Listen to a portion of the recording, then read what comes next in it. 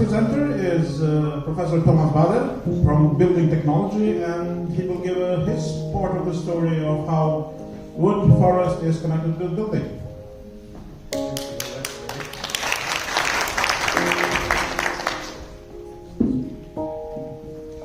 Yeah, thank you very much. And coming back to the physical world and try to show some pictures of what you can do with the wood and why it's important to connect building with wood and forest. Building with wood, what I'm going to talk about, I'm a structural engineer, civil engineering, when we use wood for load-bearing structures like this nice building or the other buildings here at the campus, where wood is used as the main structure holding together the building. You have a lot of more wood in these buildings here, as you can see, and cladding materials, the flooring, the furniture. It's really, really important. There's great opportunities. I'm with building in wood, the last in the value chain. Maybe also that's my last one today to talk to you. But we heard it today, and we're working for that to make also building with wood more circular. So that's not the end of the value chain, just the start of a new use of the material. I want to thank Arenit and Anna for the invitation. It's really great. There's a lot of new perspectives for me working with building with wood and connected to what we listened today. I try also to contribute to some other perspectives where it's important with forestry and digitalization. But one thing that is really in common with what we want to, or what we need to do when we build with wood, and what you've been talking about also today with forestry is, and with digitalization of business models, to forecast what is going to happen. And for buildings, this is actually very important for us because our buildings need to be safe. We're sitting here in buildings that are almost 20 years or a bit older. There's many wooden buildings that even are much older, but the difference to earlier times is that we now use wood to build structures, buildings which we've not built before. So we're going beyond the experience, and there it is very important to have a design and decision tools, to have a good understanding of the material, and to be able to design structures that are safe and durable and will last for a long time. That is the important thing, and that is the only thing that is actually not so strongly discussed when using with wood, because in building with wood we're using the material for long-term products and for a long carbon sink. So this is one of the benefits of using wood when building, and also substituting other materials that are man-made. Now, talking about this prediction forecasting, wood is a natural material, so compared to other building materials that we use that are man-made, that are artificial, that are tailored for a certain purpose, we get a material that is produced in the forests under conditions that are governed by the climate, by the weather, by the soil, and so on. So the important first step when using the material is to make a prediction of the properties of the behavior of the material. And in some sense you can think, okay, we make use of what the forest delivers, but you could also think it in another way around. What does can we change what the forest delivers, and can we produce in the forest what we need when we do our design of our product? And to some extent we're already doing this. There is a forest management, we are thinning in the forest, we're doing other measures in the forest to get straight trees, to get strong trees, to grow them under certain conditions, maybe some other management measurements. So there's a strong correlation with these things that we do in the buildings or in the product when we use the material and what the forest produces. One more thing that is very special when we're dealing with wood is, and that is very difficult to different other materials, is that there is a discussion about the forest. If you talk to the customers, if you talk to real estate developers, if you talk to architects, there is really an interest in what is happening in the forest. And we're talking about biodiversity. If you build a concrete building or steel building, no one is talking about biodiversity. So there is a strong correlation and importance to really make sure that the knowledge that we create in the forest, that the material is growing, is also made use of and also delivered then further in the value chain. That's a really important issue, I think. Building something that was not built before, now doing groundbreaking buildings, very high, a very long span. We need this mechanical understanding, and Also there, I think there's a lot of my research and my PhD work actually was about understanding the material, about the chemical structure, the fiber structure, the growth rings, and how this is connected to the mechanical behavior and the properties of the materials that we want to use in our product. But then there's a huge potential also to link this more to the growth conditions to the forest. That is also something where a lot of data that is created could be used in research to get a better understanding. Now, I want to show some pictures. I thought I could start with this one, because one of the interesting questions is why Mr.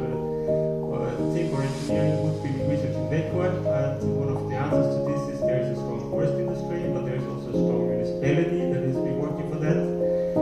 It's now 30 years that the building regulations changed in Sweden, 1994, and it became possible to build more than 2 stories in timber. You can see the development on this picture here in backward.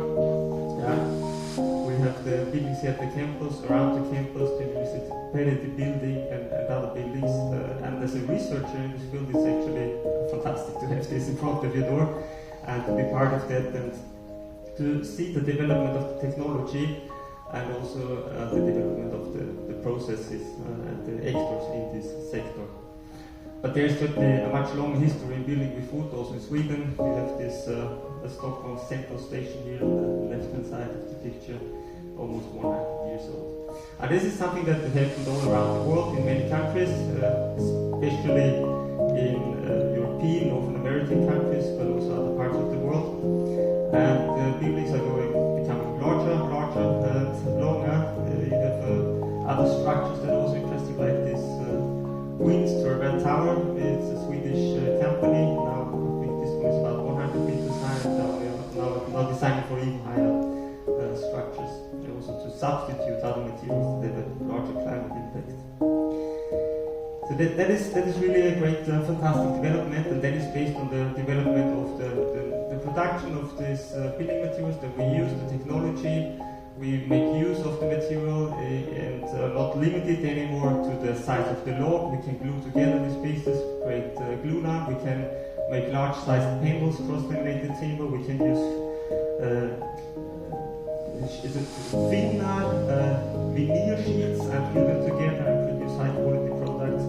And we have also moved the production of the buildings more to the factory and doing more prefabrication, which is a huge step for a more industrialized construction, a faster construction, and especially a faster assembly on the site. There's really huge development, especially during the last 20-30 years with cross-laminated timber, but also in combination of wood with other materials like concrete or steel. And we are working with that also in research. One of the interesting questions is how can we further optimize the material use and produce even better products, make better use of the material. It's back to this understanding that I said before, where is the best material, where do we need the best material, how can we combine it with what the tree produces, what is growing in our forest to create products that are maybe a bit thinner, to use less material, or combine materials that is today not used in our products to also make use of the value of these products, materials in our products. Today, I'll come to this also later again, about more than 90%, I would guess, maybe even more, is spruce, but there's much more growing in our forest that we can make use of. This was a special project with cross-laminated timber, these large-sized panels that we use for walls and floors in our buildings. We looked into making the product more efficient, making thinner floors, because we know better the quality of the material, looking into the connections, how we combine these elements, make this more efficient, and also on the building side with reducing the risks. Building with wood is basically about risks. This is what makes it really also a bit more expensive still in some cases than other materials, because we don't have this long-term experience. And we could show, when you combine this with life cycle analysis, climate impact analysis, we can show that there's a potential to even further reduce when we build with wood the climate impact. And I'm jumping over this with all these products that we use and combine in all different ways to produce floors and walls. I had one interesting collaboration with Linnaeus some years ago, which was about connections. This is my research topic, how we connect these elements. Also there, it's understanding how the wood deforms, how the pieces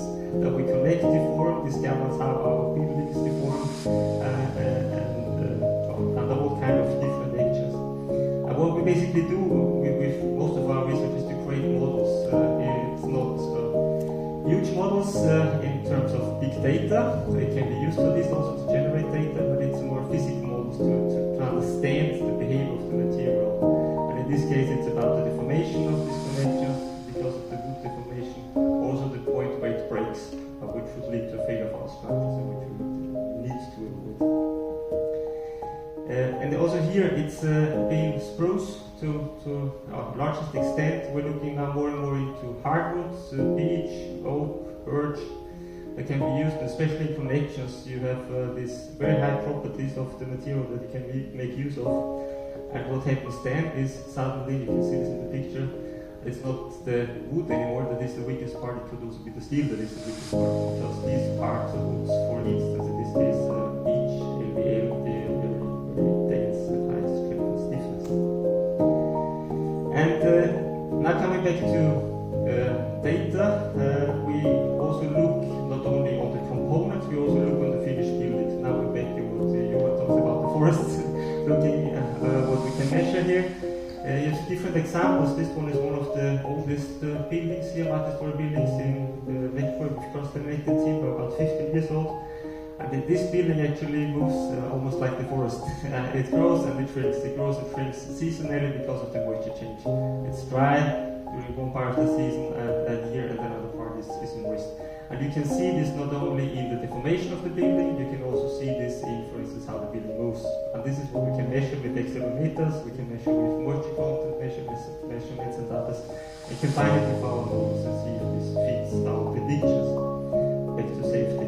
Another study was to look on the behavior of this building at different stages of the construction. You had mass, you had height, the vibration properties of the building changed. Does this fit with our models? Yes or no? Is it safe? The design that we do, and this is what we're looking at. Also for this building, which is, I think, the highest office building in timber in Sweden at the moment, 50-meter high in Malmö, recently finished. So here it's really also about collecting data, making use of the data, combine it with the physical models that we have, and in a final step also to come to a point to make use of this value and create decision tools. Is this necessary to make interventions? Is it necessary to change parts of the building? And so on and so on.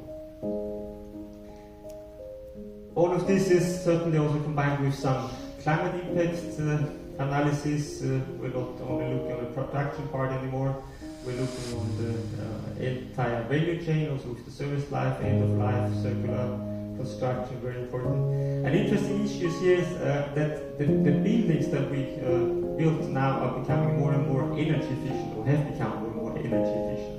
So the climate impact from the building construction, from the production of the materials and also of the construction on the site is getting more and more important. And this is why we also need to focus there to reduce the climate impact and to become more material efficient. And this is what we're doing now in a project.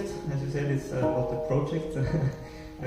It's also a platform. You don't want to go to the project. Also, this is a platform working together with industry, working together with other academic partners to create the knowledge, to create the research here and the impact in collaboration with the companies that can make use of this knowledge.